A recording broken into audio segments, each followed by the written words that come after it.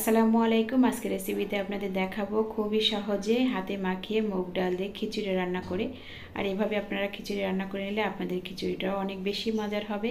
তাহলে চলুন পুরো ভিডিওটি দেখে নিই।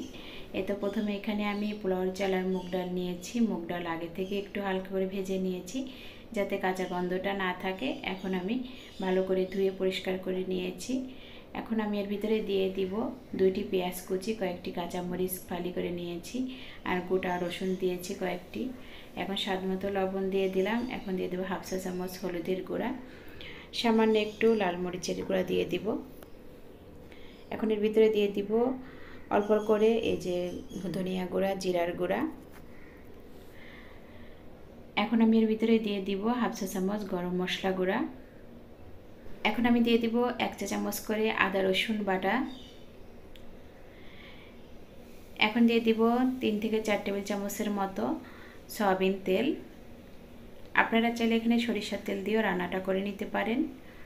এখন আমি সব একসাথে হাত দিয়ে মাখিয়ে নিচ্ছি। এই তো আমার চাল ডালটা মাখিয়ে নেওয়া হয়ে গেছে। এখন আমি পরিমাণ মতো পানি দিয়ে দিচ্ছি। যেহেতু খিচুড়িটা ঝরঝরে করে রান্না করব, এজন্য পরিমাণ মতো পানি দিয়ে দিতে হবে। আর যদি আপনারা পাতলা করে রান্না করতে চান তাহলে একটু পানির পরিমাণ বেশি দিয়ে নেবেন। এখন চুলার জালটা আমি জ্বালিয়ে এখন এই খিচুড়িটা রান্না করে নিচ্ছি।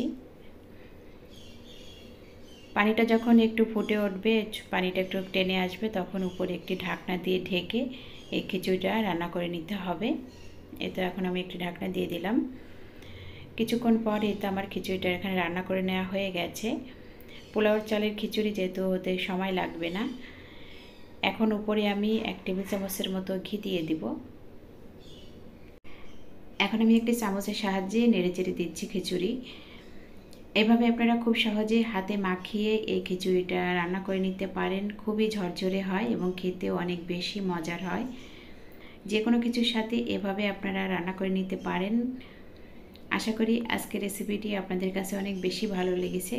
আজকে ভিডিওটি দেখার জন্য আপনাদের সবাইকে অনেক অনেক ধন্যবাদ জানাই। ভালো থাকবেন, সুস্থ থাকবেন।